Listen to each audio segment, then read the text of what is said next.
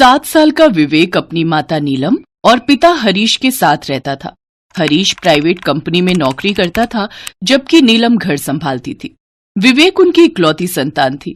इकलौती संतान होने के कारण उसके माता पिता उसे बहुत प्यार करते थे। उनका एक खुशहाल परिवार था, लेकिन एक रोज उनकी खुशियों को किसी की नजर लग गई। हृदय गति रुकने से अचानक नीलम की मृत्यु हो गई। विवेक अपनी माँ को बहुत प्यार करता था और उनके जाने के बाद वो उदास और अकेला रहने लगा। माँ, तुम मुझे छोड़कर क्यों चली गई? वो सारा दिन अपनी माँ की तस्वीर को निहारता रहता। हरीश सारा दिन काम पर रहता, जिस वजह से वो विवेक को ज्यादा समय नहीं दे पाता। एक रोज विवेक पार्क में बैठा हुआ अपनी माँ को याद कर रहा था कि तभी कुछ लड़कों की नजर उस पर गई, जिनकी उम्र 7 से 18 साल के बीच की थी। उनमें से एक 10 साल का लड़का विवेक से बोला, ए, क्या हुआ रे? इतना उदास क्यों है? ये ले, एक कश इसका ले, तू सारे गम भूल जाएगा। अरे लेना, देखता क्या है? उन लड़कों ने विवेक को अपने साथ बुरी संगत में घसीट लिया। अब विवेक हर रोज घर से स्कूल जाने के लिए तो निकलता, लेकिन वो स्कूल बंक करके अपने उन बिगड़े हुए दोस्तों के साथ सारा दिन आवारागर्दी और नशा करता। विवेक बेटा, ये सब क्या है? स्कूल से तेरी इतनी कंप्लेंट्स आ रही हैं, तू पढ़ाई पर ध्यान क्यों नहीं दे रहा? मुझे स्कूल नहीं जाना पापा, मेरा पढ़ाई में बिल्कुल मन नहीं लगता। ऐसा नहीं कहते बेटा, अगर तू पढ़ेगा नहीं तो बड़ा आदमी कैसे बनेगा? हरीश की बातों का विवेक पर कोई असर नहीं हुआ। ऐसे ही समय बीता। एक रोज हरीश की तबीयत ठीक नहीं थी, जिस कारण वो काम से जल्दी घर लौट आया और लौटते हुए उसने विवेक को उसके दोस्तों के साथ नशा करते हुए रास्ते में पकड़ लिया। वो विवेक को पकड़कर गुस्से में घर ले आया और उसे जोरदार थप्पड़ मारा। नालायक, मैं यहाँ सारा दिन मेहनत करता हूँ ताकि तू अच्छा पढ़ लिख सके, और तू यहाँ ये सब। छी, मैंने और तेरी माँ ने क्या क्या सपने नहीं देखे थे तेरे लिए। 4 साल तक गणपति के सामने संतान के लिए मिन्नतें की हैं, तब जाकर उन्होंने तुझे हमारी झोली में डाला था। हरीश घर में रखी गणपति की मूर्ति के आगे हाथ जोड़ता है और कहता है, हे गणपति महाराज, मेरे बेटे को अक्ल बुद्धि दो, उसे इस बुरी संगत से बाहर निकालो प्रभु। कैलाश में बैठे भगवान गणेश हरीश की सारी बातें सुन रहे थे। लगता है अब वक्त आ गया है विवेक को सही रास्ते पर लाने का। इतना कहकर गणेश भगवान धरती लोक पर आकर एक 7 साल के करीब बच्चे का रूप धारण कर लेते हैं और फटे पुराने कपड़े पहनकर विवेक की कक्षा में आकर उसकी बेंच पर बैठ जाते हैं। ये फटीचर कौन है? लगता है नया आया है क्लास में। अरे ओ, क्या नाम है तेरा?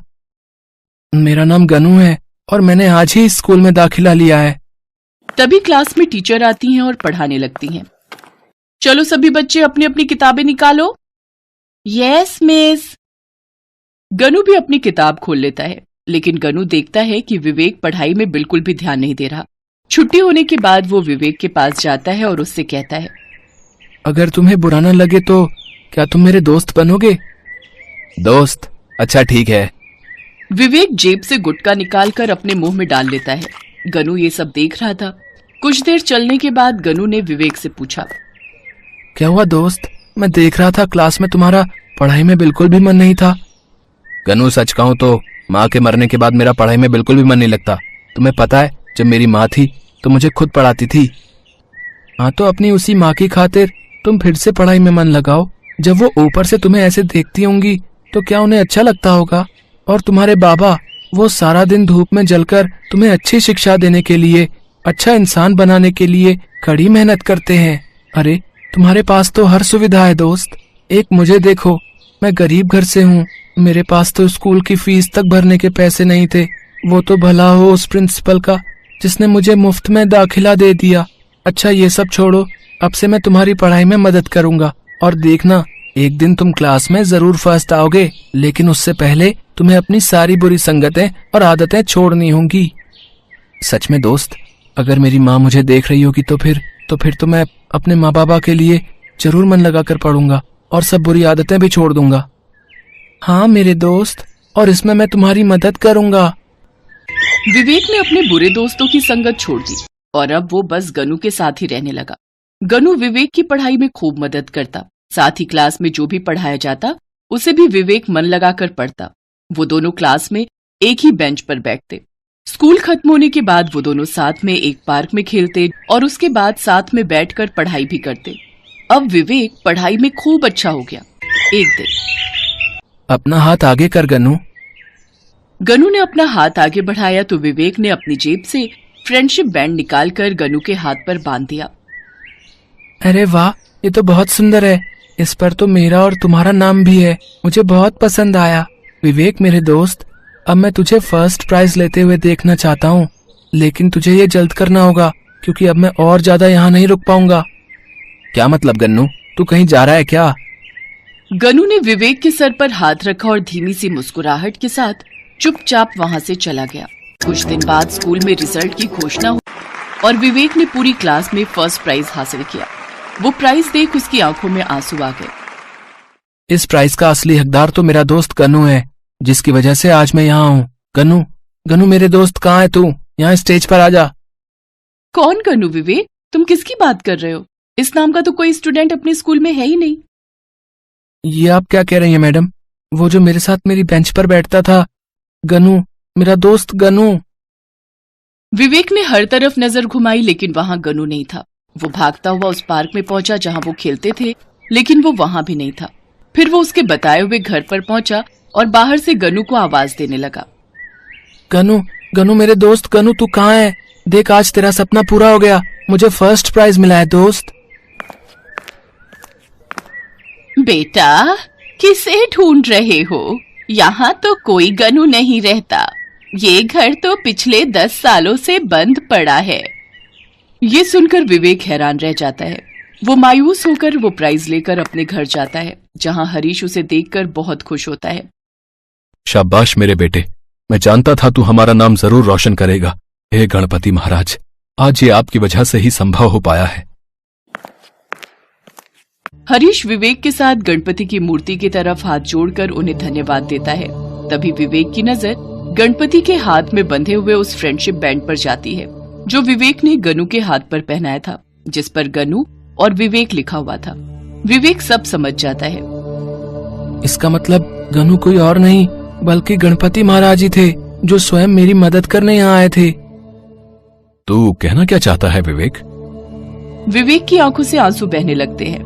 वो हरीश को सारी बात बताता है। मैं जानता था मेरे गणपति जरूर मेरे बच्चे की मदद करेंगे, उसे सही राह पर लाएंगे। आपका लाख लाख शुक्र है प्रभु। अब विवेक और हरीश हमेशा गणपति भगवान की पूजा करते।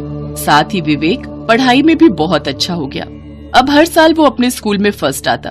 अब जब भी विवेक को गनू की मदद की जरूरत होती तो वो गनू के भेष में आकर उसकी मदद जरूर करते।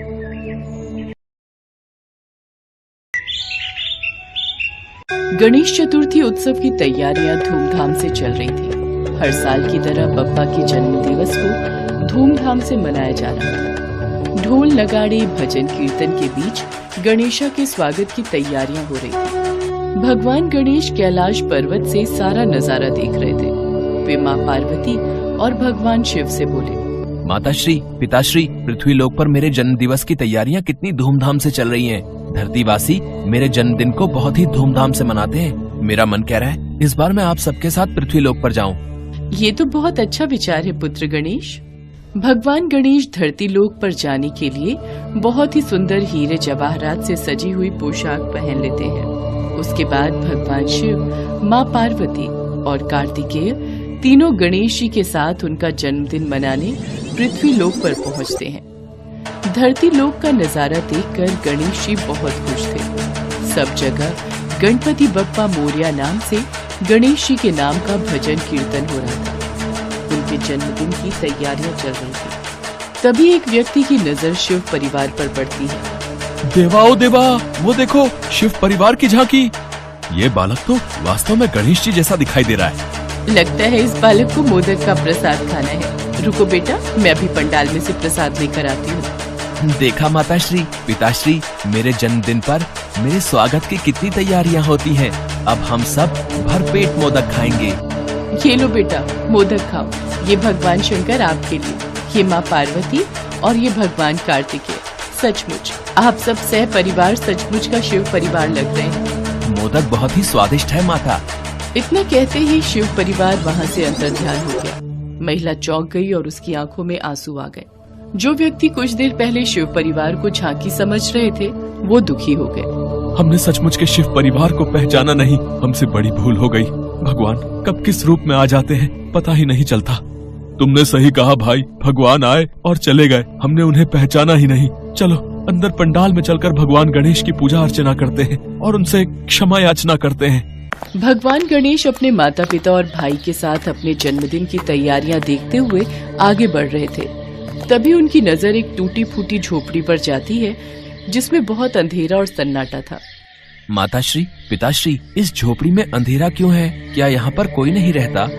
पुत्र, ये तो झोपड़ी के समीप जाने पर ही पता चलेगा। गणेश जी सबके साथ झोपड़ी के समीप पहुँचते हैं। झोपड़ी में एक गरीब परिवार रहता था जिसमें बीमार बूढ़ी माँ, पति पत्नी और 2 बच्चे थे जो भूख से बिलख रहे थे।